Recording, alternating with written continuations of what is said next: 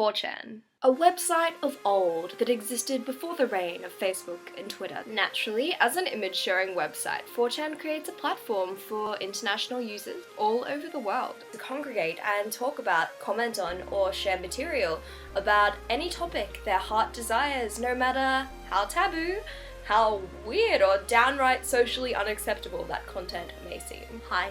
Hello? I have a 10-year-old son, and I know there are all kinds of disgusting things on that site. There are rapists and murderers and pedophiles, weirdos, psychos, and Greens voters. Hey now, I'm only 2 of those things. Well, sorry, who are you? I can't quite tell because you've got your mask on. I'm anonymous. Anonymous? Yes, pretty much all of us 4chan users are anonymous. Interesting. Now, this woman seems to absolutely hate 4chan. Look, let me put 4chan into perspective.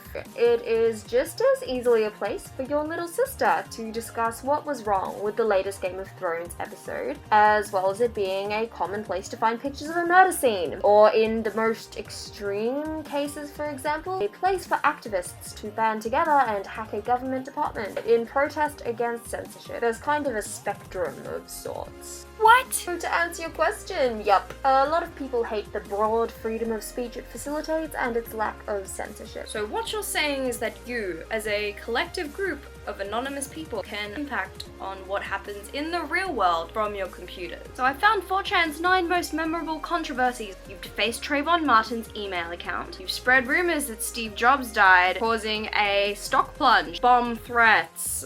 In fact, a lot of these things have cost the police time and money. Individual users have done stupid things and have been caught and have been rightly sent to jail. However, the whole of 4chan should not be penalized. We have also single-handedly rallied the internet to track down both animal and child abusers and brought them to justice. We even created lolcats. Whose side are you on? The anonymous people of 4chan operate on ideas, not on directives.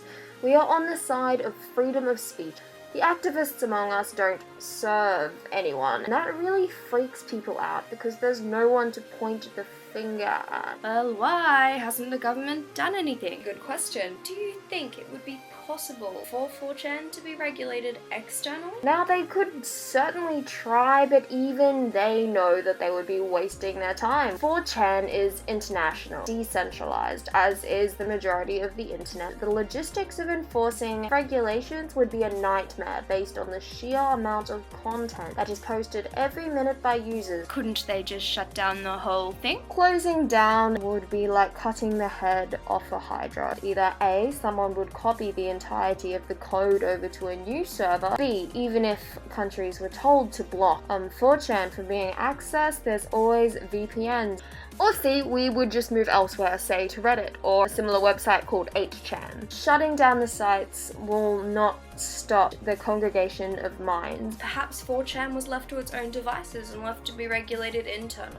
How effective would that be? We do have our own moderators, and they ensure that everything that's been posted is in accordance with the guidelines for the page. For example, anything containing pedophilia must be deleted. Typical.